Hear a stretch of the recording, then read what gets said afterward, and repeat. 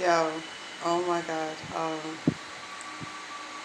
So I want to have a story time with y'all about my life. And I'm not just talking about what's been going on in the last year or this year or today. I'm talking about the last 22 years.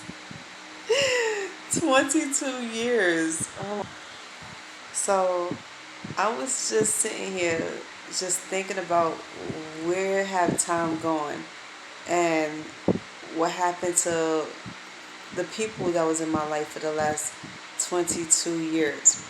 And I'm not just talking about just anybody. I'm talking about one of the best tight friendship groups I had in the world.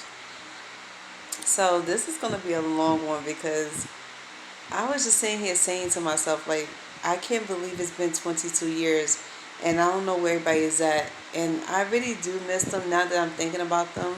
I really do miss them and I miss seeing their faces and I wonder what they've been doing with their lives or where they've been.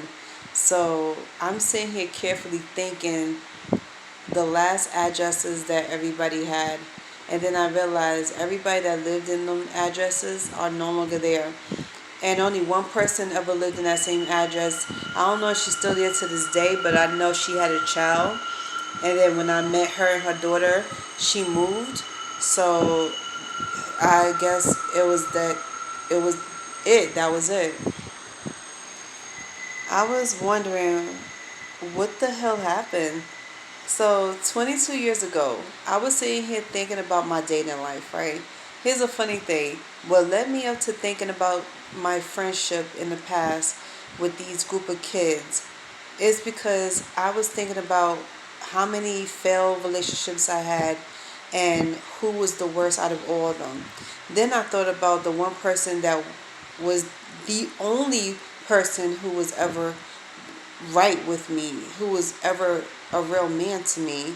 And I was thinking about the one relationship I had that was so good that it was nothing to even complain about.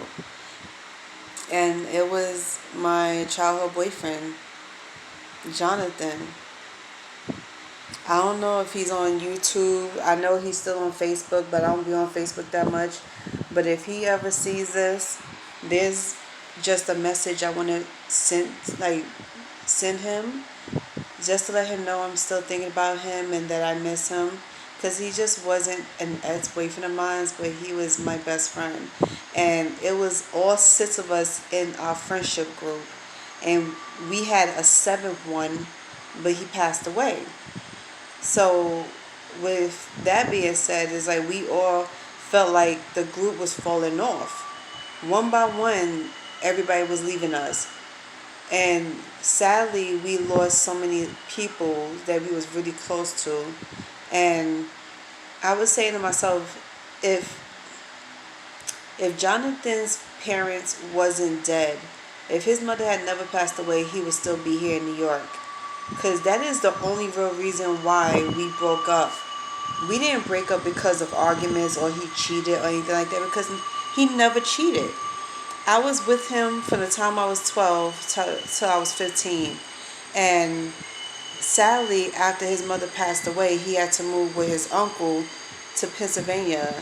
So long story short, after a whole year has gone by after his mother's passing, we had to break up. And that was like the most heartbreaking situation I've ever been in my life. That was my very first breakup to somebody I truly love. I felt so much for, and I had to take it like a champ and not complain about it because he couldn't be here anymore. And he had no more family here. It was just him and his brother. So what choice do he have, right? So over the next couple of years till I was 16, 17 years old, we kept in contact through email, through internet, and we was constantly doing that for years. And then the last time we spoke to each other, he was working at Donny Park. He had his own place, and his brother was in jail. And then I found out a year after, another friend of ours just got sick, and we don't know what was going on, but it was like everybody was falling apart. everybody disappeared, so we didn't know what was going on. But Jonathan, he was the only person I ever had in my life that never treated me wrong, that had never did me dirty, never lied about anything, always kept it real with me. He grew up in a strict household, and he was told to never ever lie in the face of someone you love. Never steal. If you're going to steal the last few moments that you will ever have with your loved one. And don't ever cheat, because it always backfired. And he stuck by those rules so well. He really kept it real. And that's what made our friendship grow stronger and stronger. And our friendship grew over the years, and it lasted longer than our relationship. And I will forever be grateful for that. But I was saying, like, yo, it's been 22 years. Where has he been? Like, is he? I'm still sure he's in Pennsylvania, but where about everybody else? So our childhood friendship consisted of 6 peoples, and the seventh friend that came part of us is Joshua. So it was me, Jonathan, Tony, Ellie, which they was the Honduras twins, Sherelle, which is my cousin, my god cousin, Joshua, Pi, and Christopher and Shaquana. And then it became these girls, Tina, Crystal, and um, Jennifer, I think it is, or some other girl.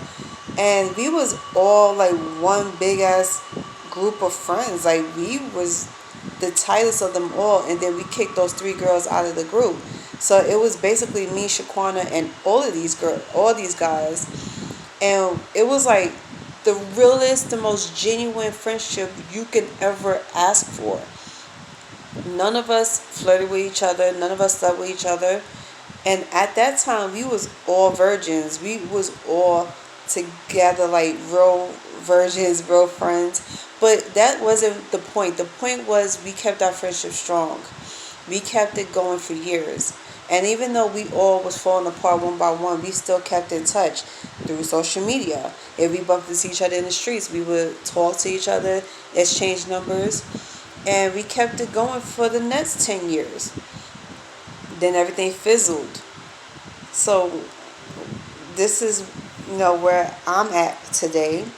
And I'm like, wow, like, I can't believe it's been that long. I wonder how they look, and if they got kids, are they married, where they at in their lives. So what I'm going to do, and I'm going to show y'all the update of what I've been doing, is try to find those friends through social media, through Google, and see if I can find them. And if I manage to find at least 1 or 2 of them, I will let y'all know. And I will get back to y'all within a month.